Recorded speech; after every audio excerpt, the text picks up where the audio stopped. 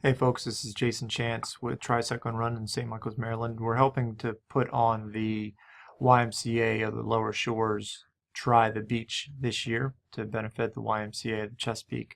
In this short video, we're going to talk about the sprint course, just the sprint course. We'll also make another one for the Olympic. Just to let you know, the whole race will be occurring here at the YMCA, which is 1900 Worcester Highway, Pocomoke City, Maryland.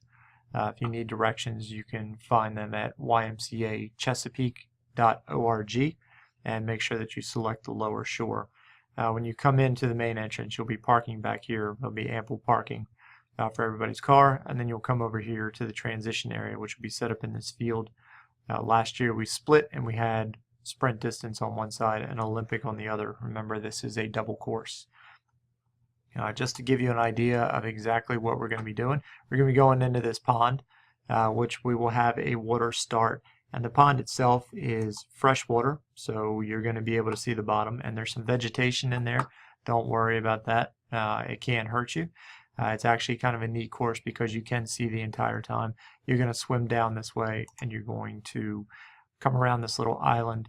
Once you come around this little island, you're going to come back out of the water, go into transition area, where you're going to exit from transition, follow our volunteers over here. You'll run through this brush line, which is wide open, and you're going to, at this point in time, you're going to get onto some stone. It's very small stone. It won't affect your tires, but what a lot of people do is they run their bike to here and then they mount. You can technically mount any place in here, but they run their bike to here and then they mount. Once they mount, they're going to follow this road out. This is US Route 113. If you followed it up, you'd go to Ocean City. And they're going to stay on the shoulder of the road, so there are vehicles that are passing you. But you'll stay on the shoulder, nice and clear, nice and flat. Elevation here is dead flat. And you're going to go about 2.5 miles up. When you go to 2.5 miles up, you're going to start to see markings on the ground. It should be, I believe we're going to use orange tape that will tell you about 50 yards ahead that you have a right-hand turn. We're not kidding when we say slow down there. That is a 90-degree right-hand turn. That 90-degree right-hand turn will put you onto Lambertson Road. So Lambertson, as you can see, you're going to be going along in fields, farmland. If there's wind, you're going to get a little wind, but there's a little bit of break with all of these woods kind of on the side. We're going to cross over 366, which we will have someone there to control traffic, so you do not have to slow down. Again, we're still on Lambertson Road. And as we make it down here to the left, if you were to go straight, you can see that you would stop. So you're going to be making a left-hand turn onto Holly Swamp. That's at mile 5.4 if you're going to be writing this down and going with it. We're going to try to mark the course a little bit before, about 2 months before, so that you can actually go in and follow the course if you need to. One thing that happens with Holly Swamp is it kind of splits. When it gets to the split, you're going to turn right onto Jones Road. So when Holly Swamp goes to turn into Steel Pond or Jones, you're going to turn right. That's at about mile 7 or so.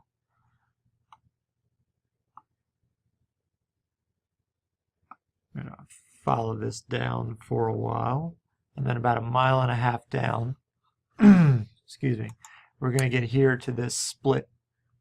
You'll want to turn left of the split. The right will be someone's private lane.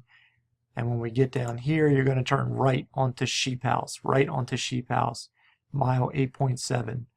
Go back and review the video and actually write down these mile markers. Be a nice little cue sheet for you if you want to make your own so you can go out and practice the ride. We're still going along on Sheep House. We're going to follow Sheep House for quite a bit, 2 or 3 miles. And then as we come up, there's going to be a 4-way intersection. We're going to turn right onto Buck Harbor Road, mile marker 10.89. So right onto Buck Harbor Road. This is not a sharp turn. You'll see that coming because of all the fields. We're going to keep going on Buck Harbor. And if there are any major intersections like right here at Stockton Road 366, we'll have someone there to assist you. So we're going to come out to here. When you come to this corner, folks, you're going to be making a right-hand turn right back into the shoulder of 113. So don't come blowing around in that corner. You're going to go in and you're going to come in the exact same stone drive that you came before. You're going to enter into transition. You'll exit from this way. You'll make an immediate right, and your first probably 200 yards is going to be on grass. It's going to be on grass. Okay, so you're going to run out. You're going to punch through this little wood line. There'll be people there flagging at Bird Road. We will have some water for you right here as soon as you get off the bike for you to hydrate. As soon as you get out, you're going to be making a left-hand turn onto Bird Road. And for you sprint, it is a straight out and back. So we'll have mile marker 1 and mile marker 2 are almost in the exact same place, because when you get out to this large farm and you get near this lane, that is 1.5 miles to the finish. So you'll be on Bird Road the whole time, and you'll turn back around. In the years past, we've done a 3.5 mile run. It'll be 3.1 this time, whatever we have to do to make it, so that'll be your true sprint distance. Again, that was mile marker 2 back there. You're going to run right up Bird Road. You're going to make your right back there into the wooded area again. And then your finish line is going to be right in this area. So you see a large inflatable. So yes, you do run by the finish line when you first come in. Finish line, and then the award ceremony and food and everything else is right over here.